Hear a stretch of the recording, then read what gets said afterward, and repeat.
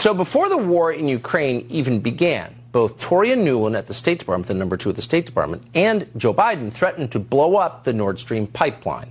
Watch. I want to be clear with you today.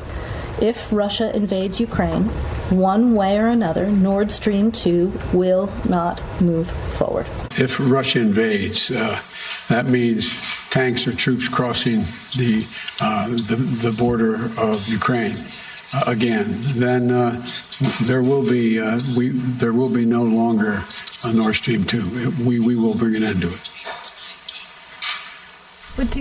How will you do that exactly, since the project and control of the project is within Germany's control? We will, I promise you, we'll be able to do it. So then the pipelines actually blew up. These are the pipelines that bring natural gas from Eastern Europe to Western Europe to keep the European economy going. And they exploded, causing the single largest human-caused environmental disaster in all of history. And again, setting Europe on the road to actual poverty. So it was an unpopular event, and Joe Biden denied any responsibility. In fact, he blamed Russia. Joe Biden and his whole administration told us that somehow Russia, for reasons they never made clear, just because they're evil, had sabotaged their own energy pipeline. Watch this. It was a deliberate act of sabotage, and now the Russians are pumping out disinformation and lies.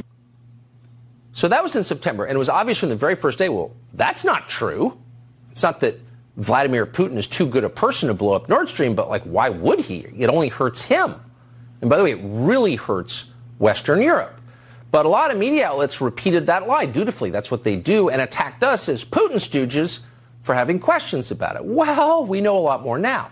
There have been a number of official investigations of what happened, and not one has found any evidence of Russian involvement. And now we have the actual answer to what happened. Oh, the Biden administration did it. For real.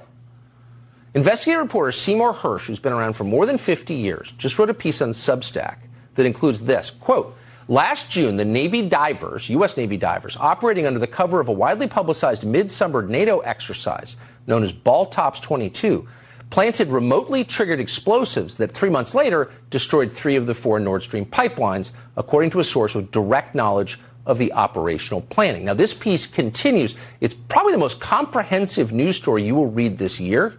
Seymour Hersh on Substack, you should read it. And it recounts in detail meetings with the National Security Advisor at the White House, where this was planned, exactly what explosives were used, how they were triggered, by what aircraft, on what day. So many details in here that it is not possible that it's not true. It is true. And in fact, no one at a high level in the U.S. government is denying it with any specificity, and said the White House is just dismissing it as utterly false, and no reporters are following up on this.